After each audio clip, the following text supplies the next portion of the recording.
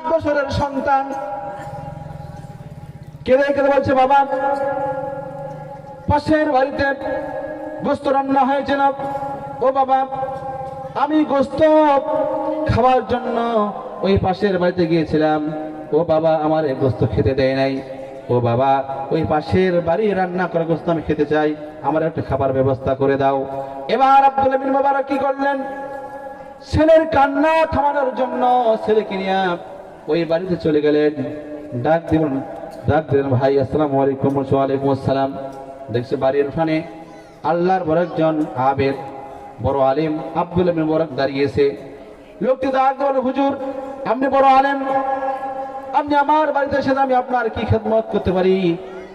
আব্দুল্লাহ বিন মুবারক বললেন, ভাই আপনার খেদমত করা লাগবে না, আমি অনেক ব্যস্ত মানুষ, আমি হজ্জের জন্য বের হয়েছিলাম, শুনলাম আপনার বাড়িতে অনেক গোস্ত রান্না হয়েছিল, আমার এই ছোট্ট সন্তান আপনার বাড়িতে এসেছিল, গোস্ত চেয়েছিল, আপনি দেন নাই।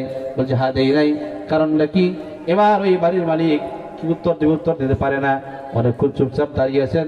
এরপরে বললেন, ও আল্লাহর বান্দা, ও আব্দুল্লাহ বিন মুবারক, আমি আজ 3 দিন ধরে অনাহারি, আমার বিবি বাল বাচ্চা আজকে 3 দিন ধরে কিছুই খেতে পারে নাই। আব্দুল্লাহ বিন মুবারক, আমি কাজের জন্য বাইরে গিয়েছিলাম, কাজও পাই নাই, শেষ পর্যন্ত আমি যখন কাজ না পেয়ে বাড়িতে আসতেছিলাম, হঠাৎ দেখলাম রাস্তার পাশেই একটা মরা গরু পড়ে আছে। আমি ডান বাম আশপাশ লক্ষ্য করলাম কোনো মানুষ নাই। এরপর আমি ওই গরুর চামড়া ছেড়ে আমি খাবারের জন্য ওই মরা গরুর গোস্ত কেটে বাড়িতে এনেছি, ওই গোস্ত রান্না হয়েছে। ওগো আব্দুল্লাহ বিন মুবারক, এই গোস্ত আপনারা ধনী মানুষ, আপনাদের জন্য খাওয়া হারাম। ওগো আব্দুল্লাহ বিন মুবারক, এই গোস্ত আপনার সন্তানকে না দেওয়ার কারণে আমার অন্যায় হয়ে যায়, আল্লাহর ওয়াস্তে আমাকে মাফ করে দিবেন। আব্দুল্লাহ বিন মুবারক চিন্তা করলেন, হারে আমার একজন গরিব প্রতিবেশী আজ 3 দিন ধরে না খাওয়া, আমি তাদের খোঁজ খবর নিতে পারি নাই, আবার হজের জন্য বের হয়েছি। চিন্তা করে আর দেরি করলেন না, বাড়ি দর মারলেন। বাড়িতে গিয়ে তার হজে যাওয়ার যে টাকাগুলি সংগ্রহ করেছেন সব টাকাগুলি নিয়ে চলে আসলেন।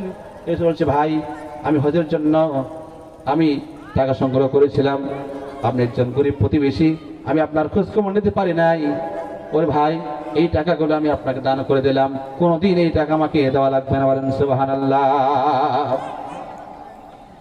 এবার কি হলো,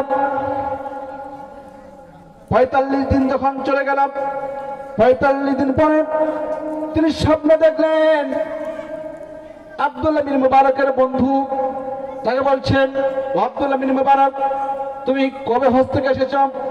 আব্দুল্লাহ বিন মুবারক বললেন, ভাই এবার আমি হজে যেতে পারি নাই, আমার একজন গরিব প্রতিবেশীকে আমি আমার হজে যাওয়ার সব টাকা দান করেছি, আমি হজে যেতে পারি নাই। এবার ওই রাত্রেই তিনি স্বপ্ন দেখছেন, আল্লাহ তাআলা তাকে স্বপ্ন দেখাচ্ছেন, ও আব্দুল্লাহ বিন মুবারক, তোমার যে স্যাক্রিফাইস, তোমার যে গরিবের প্রতি, তোমার যে অভাবী মিসকিনের প্রতি তোমার যে দান, এই দান আল্লাহ তাআলার কাছে এত পছন্দ হয়েছে, আল্লাহ তাআলা তোমার দানকে এত পছন্দ করেছেন, এত ভালোবেসেছেন যে তোমার ওই দানের উসিলায় আল্লাহ রাব্বুল আলামিন তোমার আকৃতিতে একজন ফেরেশতা বানিয়ে হজের সকল কাজ সম্পাদন করেছেন। আর এবছরে যত হাজিরা হজ করতে এসেছেন সকলের হজ আল্লাহ রাব্বুল আলামিন কবুল করেছেন। বলেন সুবহানাল্লাহ। আমার বন্ধুদের মধ্যে যাচ্ছিলাম যে আপনি একজন ধনী মানুষ, আপনি খাবেন পরবেন ঘুমাবেন, আর আপনার বাড়ির পাশে একজন গরিব মানুষ অভাবী মানুষ, সে না খেয়ে থাকবে, এর নাম ইসলাম নয়। আজকে আমরা যারা ধনী আছি, ধনীরাই ধনী হচ্ছি, কিন্তু আমরা গরিব ফকির মিসকিনের প্রতি আমরা দৃষ্টি দেই না, বরং আমরা কি করি, আমরা তাদের হক নষ্ট করি। এক বানর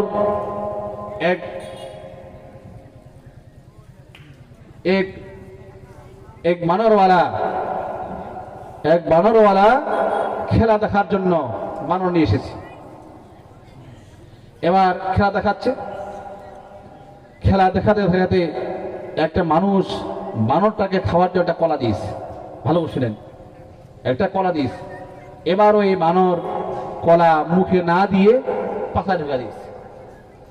লোকজন সকালে ডাক বলছে, ভাই আপনার বানর বিয়াদব, আপনার বানর বড় বিয়াদব, আপনার বানর তো কলা খাইল না, বরং কলা মুখে না দিয়ে পাশায় ঢুকাই দিল। এই খেলা আমরা দেখবো না। এবার ওই বানরের মালিক বলছে, আমার এই বানর কেন কলা মুখে না দিয়ে পাশায় ঢুকাই দিল, এদিকে আপনারা শুনবেন। বলছে, হ্যাঁ তাহলে বলেন। এবার ওই বানরের মালিক বানরা বলছে, ভাই শোনেন, কোন এক জায়গায় আমি খেলা দেখাচ্ছিলাম, খেলা দেখাতে দেখাতে একটা মানুষ আমার এই বানরকে খাওয়ার জন্য একটা বেল দিয়েছিল। আমার ওই বানরটা বেলটা খেয়েছিল। বেলটা খাওয়ার পরে বেল আর হজম হয় না। একদিন, 2 দিন, 3 দিন, এবার 1 মাস, 2 মাস, বেল আর হজম হয় না। শেষ পর্যন্ত আমি কি করেছি, শেষ পর্যন্ত আমি আমার ওই বানরকে সিজার করে বেলটা বের করে নিয়ে এসেছি। ওই দিন থেকেই আমার বানর নিয়ত করেছে যে খাওয়ার পরে জিনিসটা হজম হয় কি হয় না, মুখ দিয়ে খেলে পাশা দিয়ে বের হবে কি হবে না, এইটা টেস্ট করার জন্য মুখে না দিয়ে আগে পাশায় ঢুকায় দেয়। আজকে যারা কলমের গোতা দিয়ে যারা লক্ষ কোটি টাকা পাচার করে বেগম পরাজের বাড়ি ঘর করেছে, আল্লাহর নামের কসম করে বলি, একদিন না একদিন এই টাকা সিজার করে বের করা হবে, ঠিক কিনা বলে? দুনিয়ায় বের না হলে কিন্তু পরকালে বের হবে। আমার বন্ধুগণ, তাহলে ফকির মিসকিন অভাবী এদের হক নষ্ট করা যাবে না। কেউ নষ্ট করে তার স্থান কোথায়? জাহান্নাম। 3 নম্বর কারণ হলো, আল্লাহ তাআলা বলেন জাহান্নামে যাওয়ার 3 নম্বর কারণ হলো, ওয়া কুন্না নাখুজু মা'আল খাইদিন। আল্লাহু আকবার। আল্লাহ তাআলা বলেন সেদিন জাহান্নামে আসার 3 নম্বর কারণ বর্ণনা করে তারা বলবেন, আজকে আমাদের জাহান্নামে আসার 3 নম্বর কারণ হলো, আমরা দুনিয়ায় সমালোচনা করেছিলাম, চুগল করেছিলাম, মানুষের গীবত করেছিলাম। মানুষের চুগল আর গীবত করার কারণে আজকে আমরা জাহান্নামে এসেছি। এই কাজটা বেশি করে মা বোনেরা, ঠিক কিনা? যদি 3টা মহিলা এক জায়গায় হয়, দেখেন যে গীবত শুরু হয়ে গেছে। তাহলে কেউ যদি গীবত করে, চুগল করে, মানুষের দোষ অন্বেষণ করে, সেটাকে অন্বেষণ করে একটা তিল থেকে তাল মানে প্রচার করে, তা যারা করবে তারা যাবে কোথায়? জাহান্নামে। আজকে কিছু মানুষ সমাজে আছে যে শুধু মানুষের দোষ খুঁজে বেড়ায়, নিজের পাশায় 3 দাগি গোবর এর হাতে দেখে না। কে ফুস করে একটা বাতাস ছাড়লো সেটা ধরা ধরা ব্যস্ত, কি ঠিক কিনা? আছে এরকম কিছু লোক।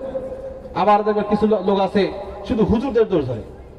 হুজুর আসতে গেলেও দোষ, জোরে গেলেও দোষ, বেশি খাইলেও দোষ, কম খাইলেও দোষ, কথা জোরে বললেও দোষ, আসতে বললেও দোষ। একটা হুজুর যদি রাস্তা দিয়ে একটু আসতে যায়, কিছু লোক বলে না আজকে হুজুর খাওয়া হয়েছে, আজকে সে খাওয়া হয়েছে। আবার যদি একটু জোরে যায়, কিছু লোক বলে আজকে হুজুর কোথায় দাওয়া পাইছে, বলে না? কথা যদি জোরে বলে তখন বলে যে হুজুরটা সে চিৎকার করছে, আমাদের ধমক দেখাচ্ছে। আবার যখন আসতে বলে, কিছু লোক বলে যে কথা কহিবে পারে না, কি ঠিক কিনা বলেন? যত দোষকার হুজুরদের। তারা একটা গান বানা নিয়েছে, মনে বড় জ্বালারে পাঞ্জাবিওয়ালা, মনে বড় জ্বালারে পাঞ্জাবিওয়ালা, তারা দোষ বানা নিয়েছে। সম্মানিত ভাইরা, তাহলে যারা মানুষের সমালোচনা করবে, মানুষের দোষ খুঁজবে, তারা যাবে কোথায়? যেরকম তারা যাবে কোথায়? জাহান্নামে। বক্তা চলে এসেছেন, আমি কথা বাড়াবো না।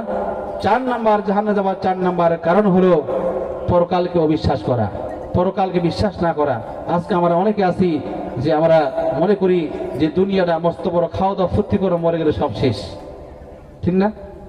পরকাল আছে এটা আমরা চিন্তা ভাবনাই করি না। অথচ বালিশের সঙ্গে মাথাকে চিন্তা করেন যে এই হাত দিয়ে কত মানুষকে মাটি দিয়েছেন, এই পা দিয়ে কত মানুষের জানাজায় আপনি শরীর হয়েছেন, চিন্তা করেন।